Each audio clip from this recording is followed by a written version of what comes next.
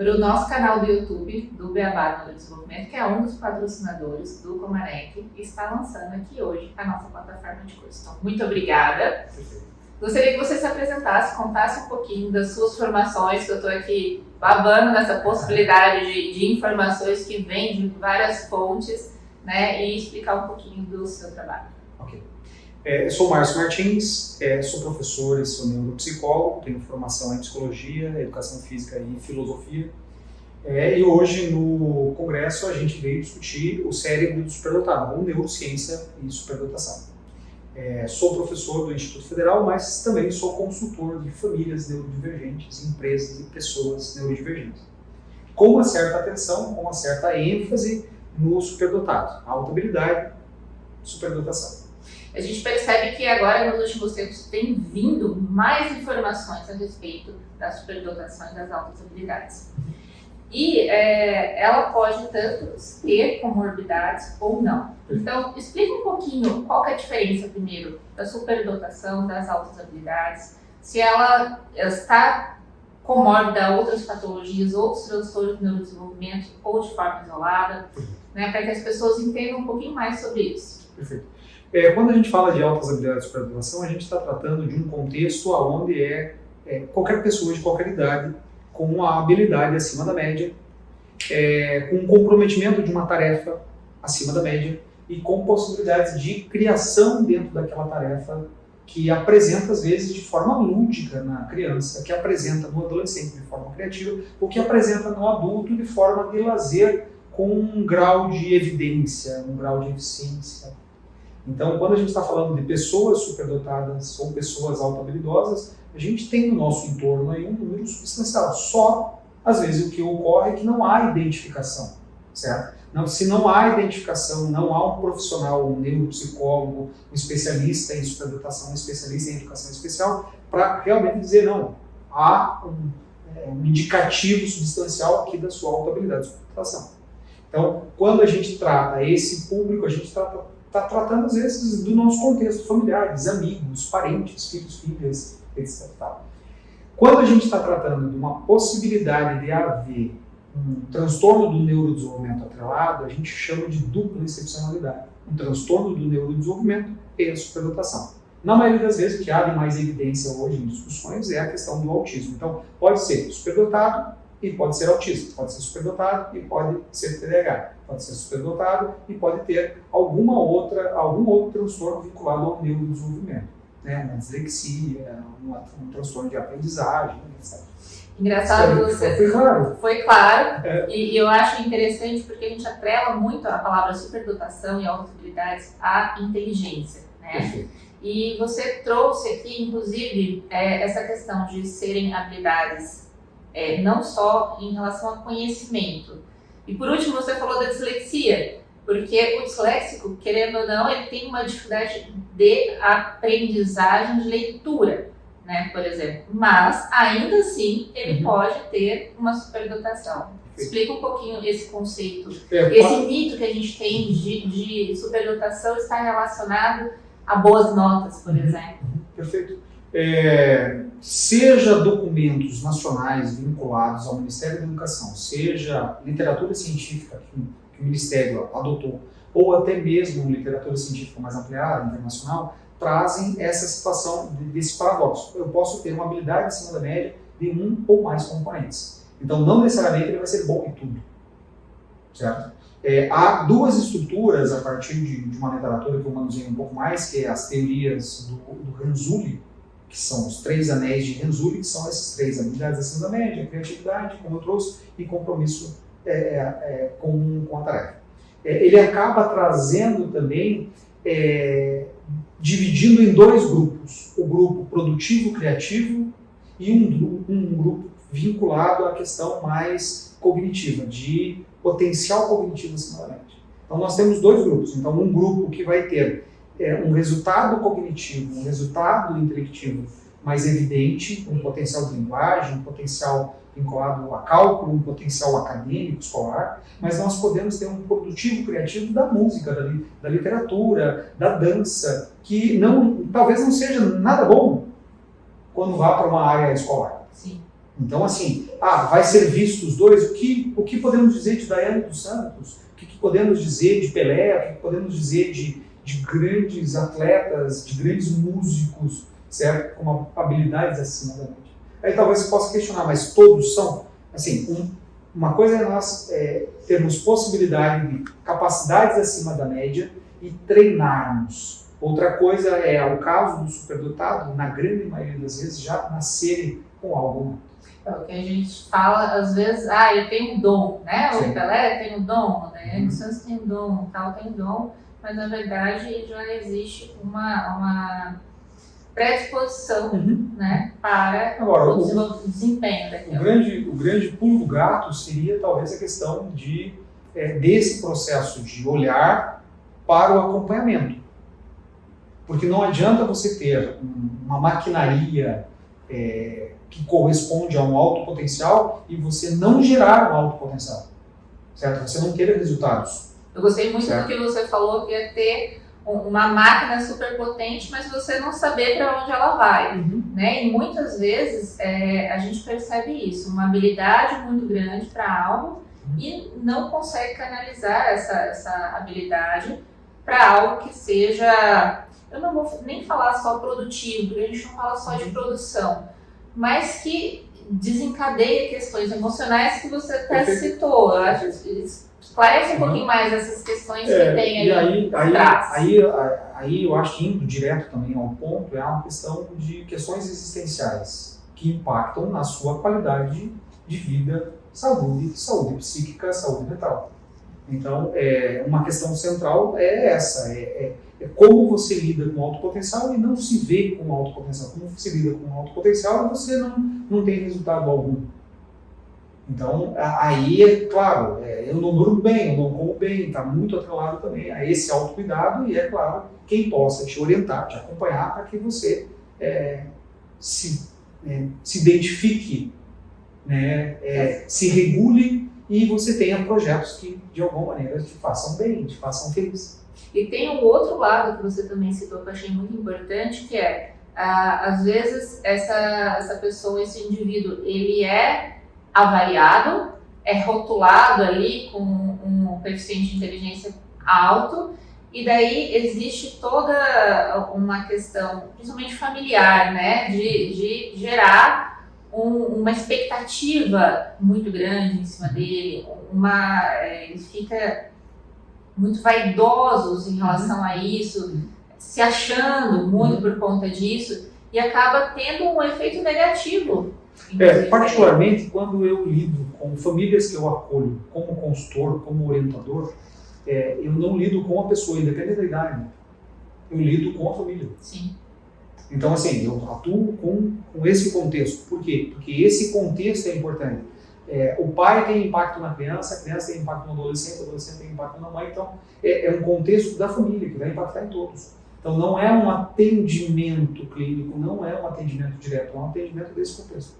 E é isso que a gente vem trazendo, né, dentro da plataforma do Beabá do Neurodesenvolvimento, que é justamente levar a informação principalmente para os pais, né, porque é impossível haver qualquer tipo, não só pais, desculpa, porque a gente pode falar de adulto também, mas em contexto familiar, né, porque não é um indivíduo sozinho, por mais que eles tenham preferências às vezes por isolamento, mas ele nunca vai estar completamente sozinho, a gente sempre vai ter que ter interações e a gente sempre vai estar inserindo dentro de algum núcleo, né? Então a importância da o suporte afetivo, o suporte familiar é um contexto absolutamente necessário. Então ser superdotado não é só bom.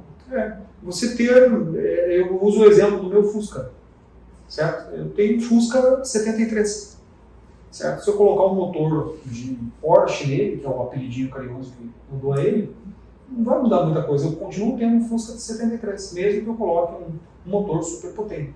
Por trás do rótulo tem a pessoa, tem o indivíduo, o ser humano com todas essa maquinaria central,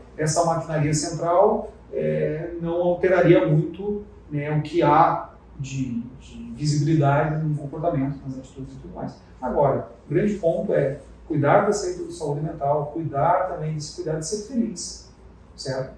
Agora, eu, como nós falamos em off, acho difícil a pessoa que não se conhecer, ter noção da sua identidade humana, estar bem.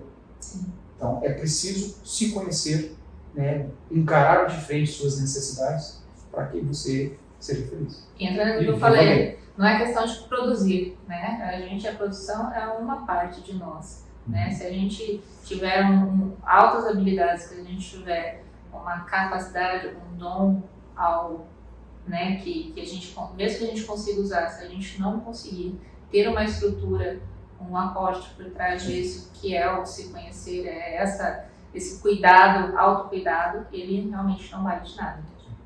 A questão sensível mesmo é também se dispor a encarar, visto por um outro olhar.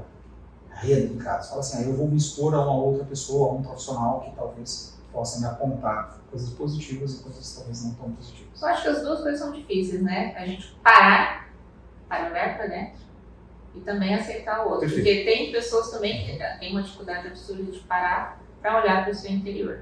Mas antes da gente encerrar, eu queria que você colocasse e falasse algumas características para quem esteja nos assistindo, se surgir ali alguma identificação, Sim. Quais são as características e qual é o caminho para procurar ajuda, para procurar o diagnóstico, ajuda se precisar, mas procurar uma avaliação, né? Porque a gente sabe que pode sim impactar em outras questões, principalmente emocionais. Acho que uma das principais características, se a gente pensar, é os marcos do desenvolvimento. Está atrelado a andou, caminhou, falou, tem frases complexas antes da hora. Então, assim, esses marcos do desenvolvimento muito visíveis na criança é um sinal de alerta.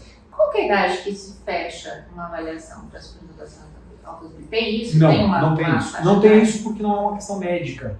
Só foi um questionamento na conferência. Não é uma questão médica. O médico, o pediatra, tal como o neuropediatra, pode levantar essas questões como esses marcos estarem avançados. Eles vão levantar também uma desconfiança e uma possibilidade muito clara a partir de habilidades, de maturidade, de avaliações próprias, né, da área médica. Mas aí eles vão apontar que há precocidade, que há avanço e etc. Tal. Nós iríamos daí no segundo profissional, o neuropsicólogo talvez pudesse nos responder tanto o comportamento quanto coeficiente de inteligência. Então podemos lidar com esses dois parâmetros aí.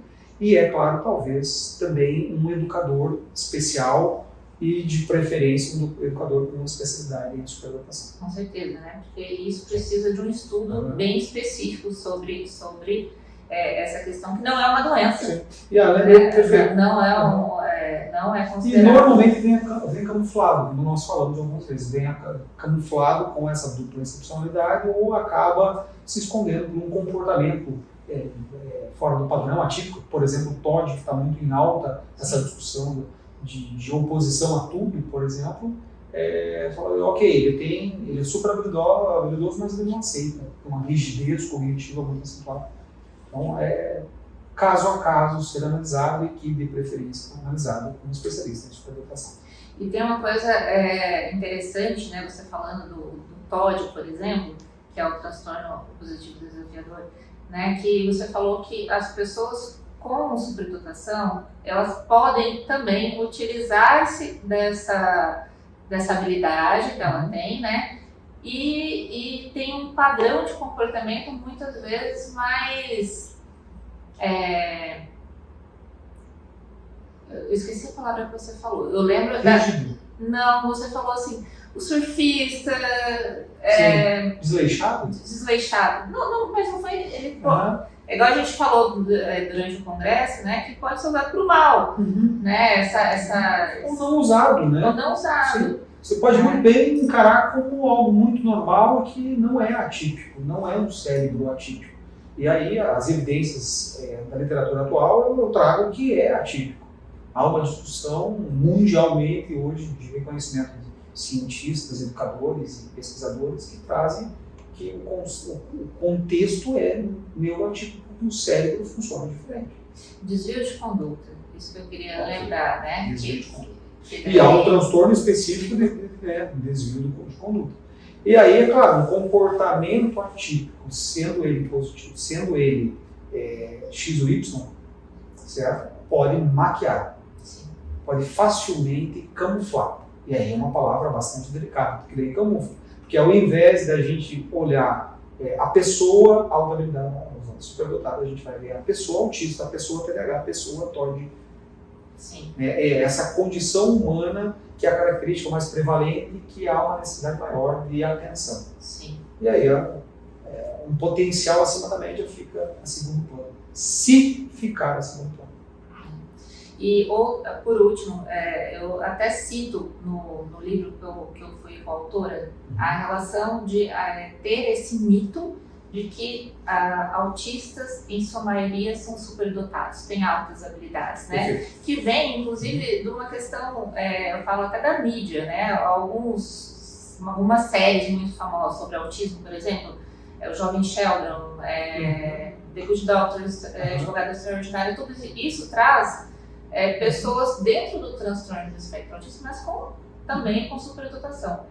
E a necessidade de desvincular isso, que a superdotação ela pode acontecer em vários casos, mas... Há um estudo de meta-análise, e essa é uma dívida que eu tenho com o Congresso do ano que vem. Então, há um estudo de meta-análise que eu vi alguns meses atrás, por uma outra reunião que eu tive,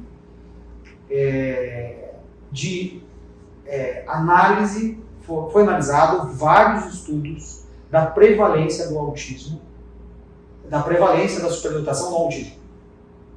E, salvo engano, o número é em torno de 4%. Eu acho que eu vi isso, era então 3, 4%, era uma coisa 3, 4%. assim. Então, 3, 4% do autista, grau 1, nível 1.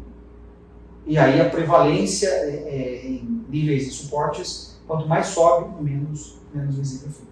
Então é importante a gente desconstruir essa ideia de que a superdotação só existe dentro do autismo e também a ideia de que o autismo, todos eles são superdotados. E aí eu digo para você e trago para nós a reflexão nesse sentido, de dizer, nós temos pesquisas altamente bem aceitas no meio científico de pesquisas que não são tão somente de comportamento, são de neuroimagem, é um cérebro funcionando de forma atípica e etc. Então, hoje nós temos a ciência para nos dar respostas, e não são todas, é claro, não são, mas sim aproximadas e que pudessem nos dar um bom norte. Aí agora, assim, eu preciso trazer para a minha área, né, porque a minha paixão é a integração sensorial, e uma das coisas que você falou dentro da superdotação, ter essa questão da hipersensibilidade, dessas alterações sensoriais dentro da superdotação. E para que não seja uma coisa assim, eu falar que é porque eu gosto e eu vou falar isso, queria que você trouxesse também um pouquinho dessa informação. Uma das brincadeiras que eu faço, e uma das experiências diretas que eu faço quando eu estou com o público, é questionar o quanto você é sensível à luminosidade, auditivo, tátil, etc. Por quê? Porque aí a gente vai investigando no público que está certas sensibilidades. Se a sensibilidade for muito aguçada, não é uma sensibilidade só de pele e de ouvido. É toda uma maquinaria cerebral que também é sensível. Porque a integração sensorial é neurológica, né? A questão de como se comunica diversas partes do cérebro. E para mim, quando eu faço esse exercício, além de acionar o público, eu trago uma outra situação. Eu trago a desconfiança deles mesmos com eles. Opa, peraí, eu gosto muito disso, me dedico muito a isso. Ou eu sou sensível a partir disso aqui. Ou eu tenho características dessa hiperexcitabilidade. Opa, sabe, eu provoco, não por nós profissionais de trabalhos com os nossos, etc. Não, a nós mesmos nos ver.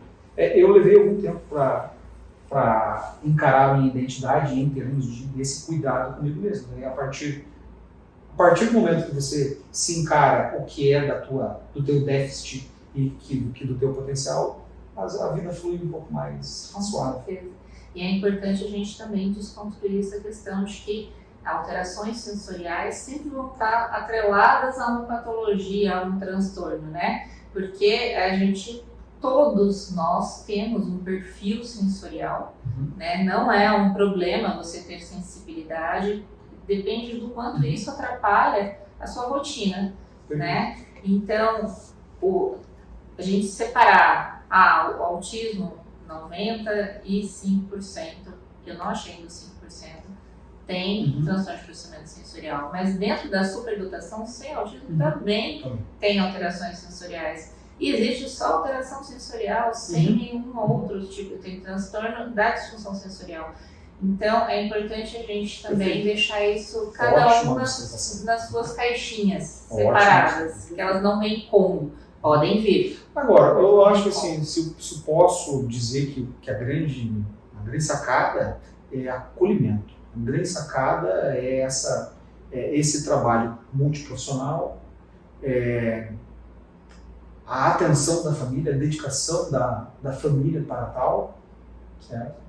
E não deixa também de ser uma experiência, mesmo que com boas comprovações, uma experiência que a gente vai ajustando conforme a realidade de quem necessita.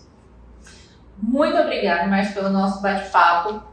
Agora a gente encerra esse bate-papo realmente, que eu fui encerrar, mas aí vem essa, a gente quer sugar o máximo possível, mas está todo mundo com fome, está na hora do almoço.